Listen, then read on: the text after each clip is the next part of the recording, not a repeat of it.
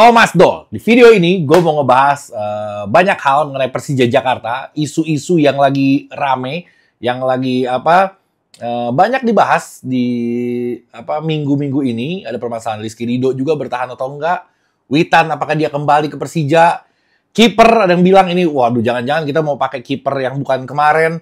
Terus ada Ryo Matsumura juga yang bikin story yang cukup kontroversi. Banyak hal lah yang gue mau bahas di video ini. Jadi pastikanlah kalian tonton ini dari awal sampai habis. Jangan di skip karena kalian akan ketinggalan info-info yang cukup akurat. Oke, gue mau ke poin pertama, itu Thomas Doll. Thomas Doll ini sangat disayangkan. Gue menyesal sekali ketika kita harus kehilangan pelatih sehebat dia. Ini orang hebat banget. Gue nggak tahu apa yang salah dengan Persija di musim kemarin. Di musim pertamanya dia bisa performanya bagus banget. Bahkan kita hampir juara yang harusnya itu ditargetkan di musim ketiga. Tapi entah kenapa dia harus meninggalkan kita dengan alasan klasik banget gitu. Gue ngedengar alasan ini bukan baru kali ini. Gue ngedengar alasan ini tuh udah puluhan kali mungkin selama gue mengikuti Liga Indonesia gitu. Bahkan yang terakhir Persib Bandung pun Luis Milla mungkin ya dia dengan alasan keluarga. Gue juga nggak meyakini itu. Nah sekarang Thomas Doll dengan alasan keluarga. Kenapa gue nggak yakin dengan hal itu ya? Karena gue mungkin udah beberapa kali mendengar alasan klasik ini. Jadi gue kurang bisa digocek-gocek lah perkara kayak gitu. Oke. Terus dia keluar kenapa nih? Apakah kurang jago? Enggak juga gue bilang. Ini pelatih hebat, ini pelatih pengalaman, pelatih profesional. Nggak mungkin dia mau memutuskan kontrak dengan kita karena dia orang yang sangat profesional, dia terlahir dari negara profesional, dia sebagai pemain, dia sebagai pelatih profesional, dan dia mengajarkan keprofesionalan itu di tim kita, di Persija Jakarta. Masa iya dia yang melanggar sendiri apa yang dia sudah ajarkan gitu. Rasanya nggak masuk di akal buat gue. Oke, kalau alasannya jelek, enggak. Karena musim pertama pun dia udah bisa bawa kita hampir juara bahkan. Bahkan hampir juara gitu dibawa sama dia. Walaupun terseok-seok, ya gue nggak bisa menyalahkan sepenuhnya ke si pelatih. Mau pelatih sehebat apapun, ya kalau lu dikasih materi pemain yang biasa-biasa aja, ya dia akan kesulitan lah. Karena dia punya strategi, orang yang menjalankannya nggak bisa menjalankan apa yang dia inginkan. Itu nggak bakal pernah bisa berjalan. Contoh halnya gue udah pernah bahas juga, Timnas Indonesia, pelatihnya hebat sekelas Sintayong, dikasih pemain yang model biasa-biasa aja, kayak seperti biasa dulu, ya nggak berprestasi juga gitu. Tapi ketika pemain keturunan datang, ya tentu jadi jago dengan sendirinya gitu. Walaupun nggak bisa pemain jago, tapi nggak dipimpin sama pelatih jago. Jadi harus sama nih, harus beriringan. Antara pelatih pemain tuh harus sama-sama bagus kualitasnya. Dikasih pemain bagus, pelatih nggak bisa meracik itu ya sama aja bohong gitu. Jadi gue nggak meyakini alasan itu. Yang pertama alasan keluarga dari Thomas Doll keluar. Terus yang kedua alasan karena dia kualitasnya kurang bagus. Gue nggak meyakini itu. Gue nggak tahu ada apa. Mungkin terlalu mahal. Ini asumsi dari gue. Mungkin terlalu mahal, kita kesulitan untuk membayar. Akhirnya kita harus mengeluarkan dia mungkin. Dan pastinya ada mungkin. Gue nggak tahu tapi kayak gimana detailnya. Tapi klausul kontrak itu harusnya ada. Ketika gue mau ngelanggar kontrak gue ya lu harus bayar denda. Tapi ketika misalkan si Persija mau mencat si Thomas Doll, dia harusnya dia harus bayar denda gitu. Karena nggak mungkin lah di klausul kontrak itu nggak ada skema kayak gitu. Ini masih asumsi gue. Jadi alasan-alasan itu masih belum bisa gue terima. Yang paling masuk akal adalah ya kita kesulitan untuk membayar gajinya yang lumayan besar mungkin, yang nominalnya kita nggak tahu karena di Indonesia ini gaji pemain, gaji pelatih itu tabu untuk dipublikasi, sedangkan di Eropa, di Inggris itu semua gaji, bahkan bonus gol, bahkan bonus assist pun semua diberitahukan ke media gitu. Hanya di Indonesia mungkin ada beberapa negara yang nggak menjalankan itu.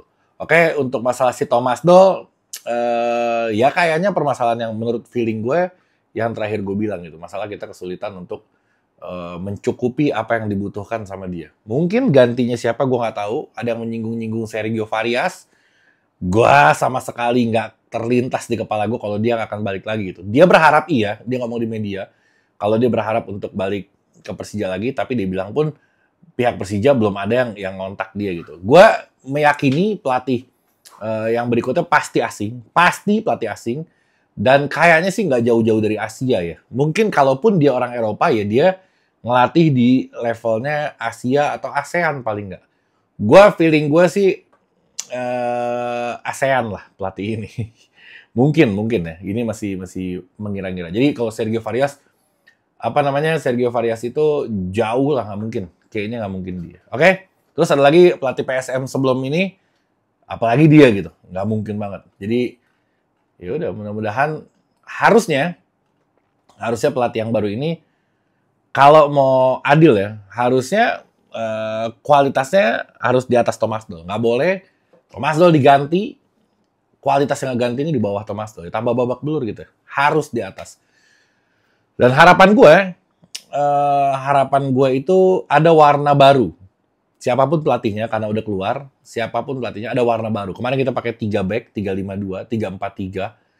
Agak kesulitan bermain kayak gitu di Liga Indonesia. Mudah-mudahan ntar yang pelatihnya baru kita kembali ke seperti biasa ya, pakai 4 back, 4-3-3 atau 4-3-1-2 atau apapun. Tapi paling nggak 4 back karena kita terbiasa dengan permainan seperti itu. Ketika dikasih 3 back, agak-agak kesulitan pemain-pemain dari bukan formasi yang salah, bukan strategi yang salah, tapi harus menyesuaikan dengan keadaan yang ada. Ya, pemain kitanya kesulitan untuk menjalankan strategi-strategi yang rumit-rumit seperti itu. Oke? Yang berikutnya itu si Rizky Ridho. Rizky Ridho informasinya kayaknya bertahan. Hampir bisa dibilang, gue nggak tahu kalau ada perubahan apa di akhir-akhir, tapi selama sepengetahuan gue, sepertinya dia akan bertahan di Persija. Mungkin ya bisa dibilang 85-90% dia bertahan di Persija karena ini pemain sayang dong. Kalau misalkan kita, ini kan menambah value klub ya. Mungkin sponsor juga banyak mau masuk karena keberadaan dia juga salah satunya. Dan memang mahal, pasti mahal karena kualitasnya juga seimbang sih dengan harganya dia. Gue nggak tahu nilainya seberapa, tapi yang pasti mahal ini pemain. Karena dia main di timnas pun dia bisa bersaing dengan pemain-pemain keturunan. Ini nggak gampang loh. Ketika banyak banget pemain keturunan di sana, terus masih ada Rizky Ridho yang bertahan di situ, itu berarti kualitas dia bener-bener udah disetarakan sama pemain-pemain yang dia dari akademi udah bermain di Eropa gitu.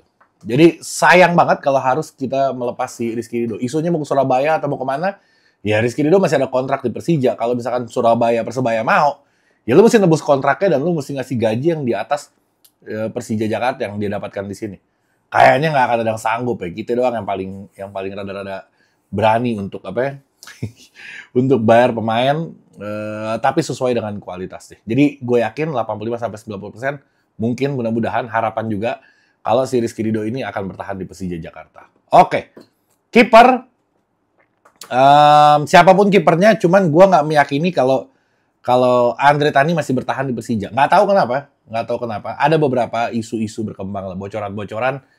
Kayaknya sih lagi diperjuangkan untuk kipernya itu asing gitu. Gue nggak tahu ini bener apa enggak, tapi nggak perlu juga sebenarnya karena kiper kita pun masih bagus dan kualitas kayak Cahya, terus kayak Andre Tani itu cukup bagus. Sebenarnya masih oke lah kita di kiper tuh nggak perlu ngeganti sampai kita harus pakai asing yang menghilangkan kuota yang harusnya kita bisa taruh di tengah atau di striker atau di defender. Sayang banget ketika kita harus taruhnya di kiper gitu. Karena nggak signifikan juga kualitas kiper asing dan kiper di Indonesia ini mirip-mirip aja, nggak yang sejomplang gitu. Kecuali striker. Kalau striker bener kita harus pakai asing. Nggak bisa kita pakai lokal. Kita punya striker lokal nggak bisa ngegolin. Jadi bukannya ini bukan suka dan tidak suka ke pemainnya, tapi ya kita lihat dong udah berapa musim berjalan nggak bisa ngegolin memang striker kita. Jadi kalaupun mau pakai asing, ya adanya di striker, jangan di kiper. Rugi gitu kalau di kiper. Oke? Ryo Matsumura bikin geger juga, bikin story yang dia bilang seperti biasa tidak ada penjelasan. Ini menyangkut pas Thomas Doll dikeluarkan sama Persija Jakarta. Dikeluarkan atau diminta keluar, lah, udah terserah itu. Tapi itu cuitan itu menandakan kalau ini ada permasalahan di Persija Jakarta gitu.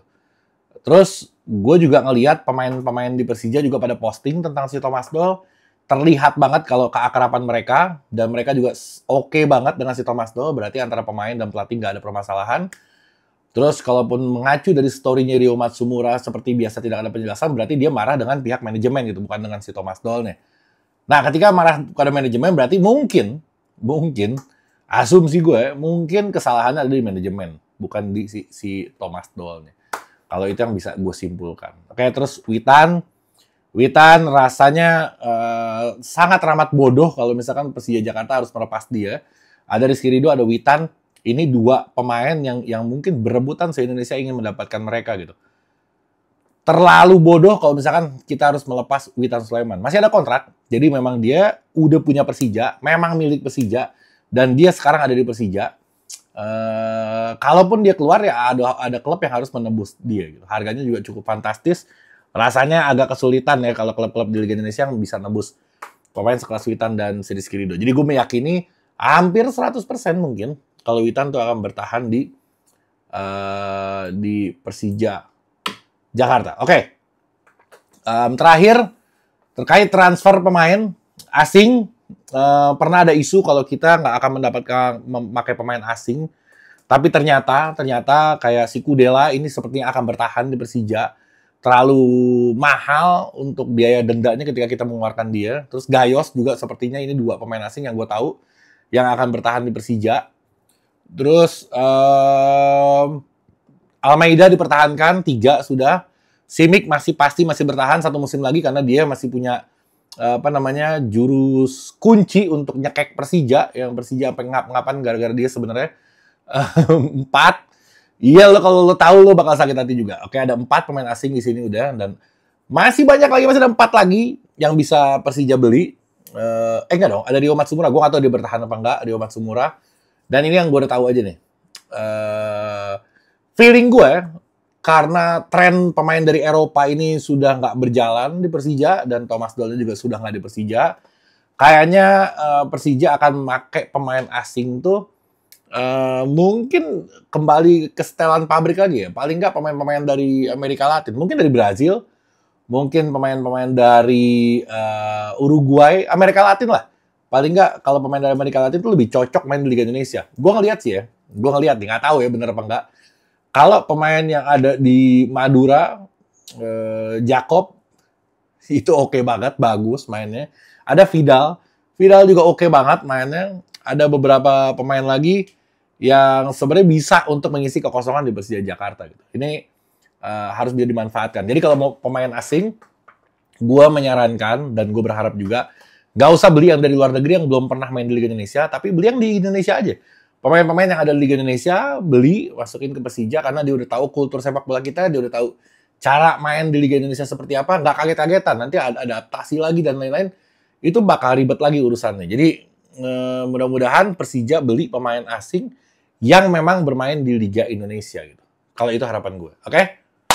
Apa lagi? Udah nggak ada. Sekian dari gue. Assalamualaikum warahmatullahi wabarakatuh.